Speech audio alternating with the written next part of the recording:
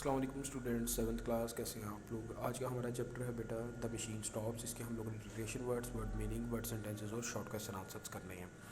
तो बेटा हम लोग इसका सबसे पहला डिक्टेशन वर्ड है अबैंडन, यानी कि किसी जगह को खाली छोड़ देना। प्लंज यानी कि किसी चीज़ को झटका देना। ऑल्टरनेटिव यानी कि किसी चीज़ का मुतबादिल। प्रिकॉशन एहतियात। ऑब्लॉन्ग यानी कि जो चीज़ यानी कि सिलेंड्रिकल शक्ल की हो, ठीक है। डिसवेड, सेक्रेसली, हॉरिबल, इरिटेशन और कम्युनिकेशन। ये सब थे इसके डिक्टेशन वर्ड्स। उसके बाद आगे बेटा वर्ड्स मीनिंग की तरफ हम लोग चलते हैं।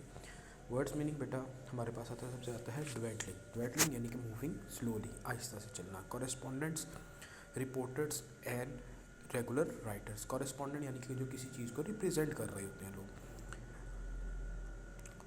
इम्पॉर्टेंटली, परसिस्टेंटली यानी कि आहिस्ता आहिस्ता। आइसोलेशन यानी कि जो belong apart from, being apart from others यानी कि दूसरों से अकेले रहना, तन्हा। मेलोडियस यानी कि प्लेजेंट साउंड, यानी कि ऐसी साउंड यानी कि जो कानों को अच्छी लगती है। Pneumatic post, sending messages in tubes powered by air, यानी कि ऐसी चीज़ें जो एयर से चलने वाली होती हैं उनको हम न्यूमेटिक कहते हैं। रेडियंस, सॉफ्टली ग्लोइंग लाइट, यानी कि ऐसी लाइट यानी कि जो बड़ी मतलब कि मध्यम सी रोशनी हो। स्वेडल्ड यानी कि tightly wrapped in a cloth. Deodorized यानी कि फ्री ऑफ स्मेल, यानी कि किसी के चीज़ के अंदर से जिसकी बिल्कुल भी कोई खुशबू वगैरह ना हो। समन यानी कि किसी चीज़ को बुलाना, यानी कि टू रिक्वेस्ट टू अपीयर। बेटा इसके वन सेंटेंसेस करते हैं। Melodious, she sang us song in her melodious voice, यानी कि अपने उसने बड़ी खुशगवार यानी कि बड़ी खूबसूरत आवाज़ में एक गाना गाया। Isolation, Vashti lived in complete isolation, यानी कि वश्ती जो थी वो मुकम्मल क्या नाम है, मुकम्मल तौर पर अकेले रहती थी।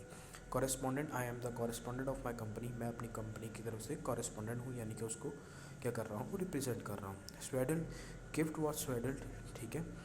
समन, court issued summon for her, यानी कि कोर्ट ने जो उसको बुलाने का ऑर्डर किया। शॉर्ट क्वेश्चन आंसर की तरफ बेटा बढ़ते हैं। हु आर वश्ती एंड कूनो, वो कहता है वश्ती और कूनो, यानी कि हम लोगों ने कूनो जिसके बारे में हम लोगों ने इसके स्टोरी में पढ़ा है कि वो कौन है। वश्ती इज़ अ वुमेन, ये एक वश्ती जो थी वो एक औरत थी। And Kuno is her son, कि कूनो उसका बेटा था। Why can Vashti talk to Kuno only for 5 minutes, यानी कि उसने अपने बेटे से सिर्फ 5 मिनट बात क्यों की। Vashti is due to deliver her lecture on music during the Australian period in 5 minutes. वो कहता है कि वश्ती ने क्योंकि अपना लेक्चर डिलीवर करना था ऑस्ट्रेलियन म्यूज़िक के बारे में, इस वजह से उसने अपने बेटे से सिर्फ 5 मिनट बात की। How does Vashti move around her room, Vashti जो थी वो अपने कमरे में कैसे हरकत करती थी। Vashti moved around in a mechanical chair, यानी कि एक मशीनी चेयर के अंदर, एक मशीनी कुर्सी की मदद से वो अपने कमरे में हरकत करती थी।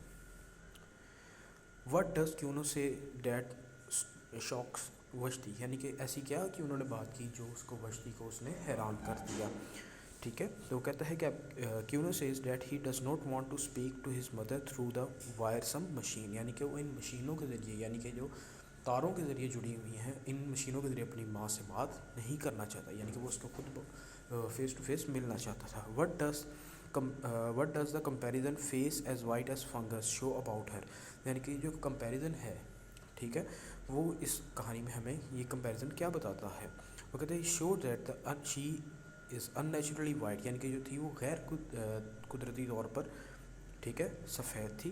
She probably has not been out in the sun for a long time, कि वो काफ़ी अरसे से सूरज में नहीं निकले थी, ठीक है बेटा। ये था आज का हमारा लेक्चर, ठीक है। आप लोगों ने इसको अपना याद भी करना और अपनी कॉपीज़ पर नोट डाउन भी करना है।